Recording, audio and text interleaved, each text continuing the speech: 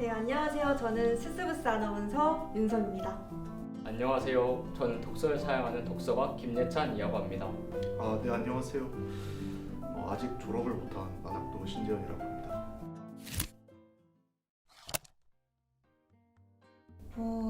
일단 날씨나 기후도 그렇고 되게 추운 나라라고 생각을 했고, 또 사람들도 무뚝뚝하고 되게 차가운 사람들이 많이 살 거라고 생각을 했었습니다. 저는 일단 러시아를 생각하면 시베리아가 생각나서 일단 추운 곳이라는 이미지가 강했어요. 그 러시아 사람들의 경우에도 약간 차가운고 무뚝뚝한 이미지가 강했어요. 제가 러시아에 대해서 가지고 있던 이미지는 영토가 굉장히 크고 이제 천연가스를 비롯한 지하 자원이 많이 매장되어 있어서 상당히 좀 이제 국가적으로 잘 사는 나라로 알고 있었습니다. 그리고 이제 세계 2위의 이제 군사력을 가지고 있어서 서방 세계를 위협하는 그런 나라로 알고 있습니다.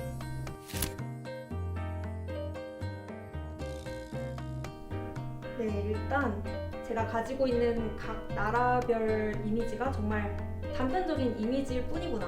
네, 이거를 알게 되었고 확실히 더 자세하게 알 필요가 있겠다 싶었습니다. 그 책을 읽어보면 소치하는 지역처럼 따뜻한 지역도 있고 러시아 사람들이 약간 차가운 면이 있으면서도 자기가 친한 사람들한테는 웃음을 약간 보여주는 경우가 있다는 것에서 약간 생각이 변화하였습니다. 생각이 바뀌었다기보다는요, 새롭게 알게 된 사실들이 좀 많이 있었습니다. 그 중에 하나라고 하면 소련이 붕괴하고 난 이후의 러시아는 이제 기존의 소련과 너무 완전히 다른 나라가 되었다는 것을 좀 알게 되었습니다. 1990년대에 이제 소련이 붕괴를 하고 나서 이제 소련에서는 이제 지탱이 되었던 이제 사회 기반 인프라들이 있었는데 그런 것들이 사라지고 이제 러시아 국민들이 이제 좀 냉혹한 자본주의 논리에 맞춰서 살아야 한다는 것을 좀 알게 되었습니다.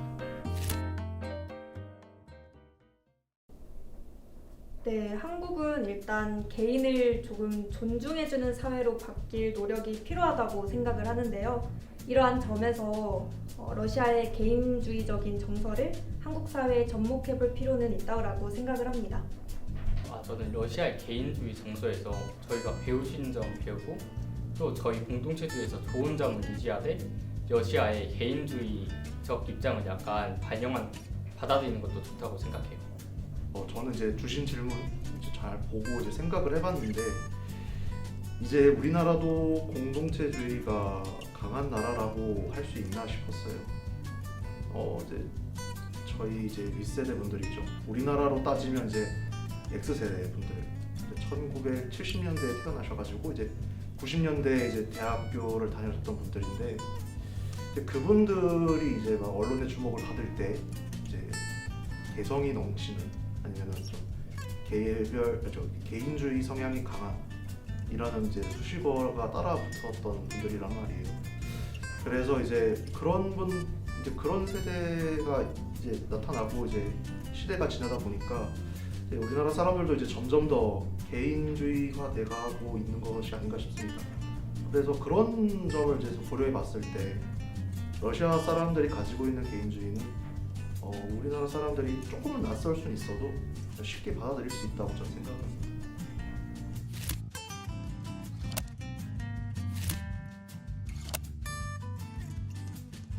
네, 처음에는 당연히 웃는 게 예의고 웃는 게 좋지 않나라고 생각을 했었는데요.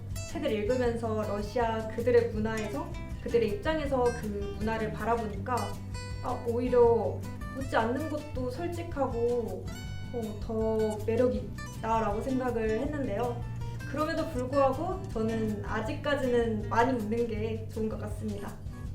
사실 저는 무엇이 더 바람직한 건 없다고 보고 있어요. 미국이 약간 웃음을 중시하는 것은 미국만의 문화에 그러한 이유가 있을 것이고 러시아의 경우에도 당연한 그런 이유가 있고 각자의 장단점이 있는 것 때문에 딱히 뭔가 바람직한 건 없고 약간 각자의 장단점이 있다고 생각하고 있어요. 그들이 이제 취하는 태도, 뭐 웃음을 많이 짓는 태도라든지 아니면 웃음을 좀 아끼는 태도라든지 뭐 그런 거에 관해서는 제가 가치 판단을 함부로 할 수는 없지만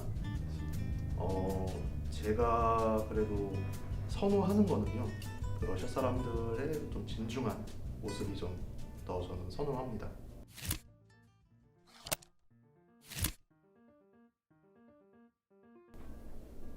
우선 국민이랑 정치랑 거리를 멀리 두면 안 된다. 최대한 가까이 둬야 된다라는 생각을 하고 있고요. 최대한 국민들이 정치에 많은 관심을 가질 수 있도록 개인이나 국가가 많이 노력을 해야 된다라고 생각을 합니다. 그리고 가장 중요한 거는 나라의 주인은 그 누구도 아닌 국민이다 라는 점을 명심을 하면서 계속 살아가야 할 것 같습니다. 근데 저희는 러시아를 보면서 일단 반면교사를 해야 된다고 저는 생각하고 있어요. 저희 나라도 사실 정치적 무관심이 어느 정도 이슈가 된 적이 있다고 알고 있어요. 저희 나라 사람들이 정치에 대해 좀 더 관심을 가질 필요가 있다고 생각하고, 정치인들은 시민들이 좀 더 정치에 적극적으로 관심 가질 수 있도록 정치적 효능감을 높이도록 노력을 해야 된다고 생각해요. 그 반면교사 삼아야 된다고 하셨는데 반면교사의 뜻을 좀 정확히 알려주실 수 있으실까요? 약간 안 좋은 것을 보고 저희가 개선해 나가는 것을 의미한다고 생각합니다. 네, 감사합니다.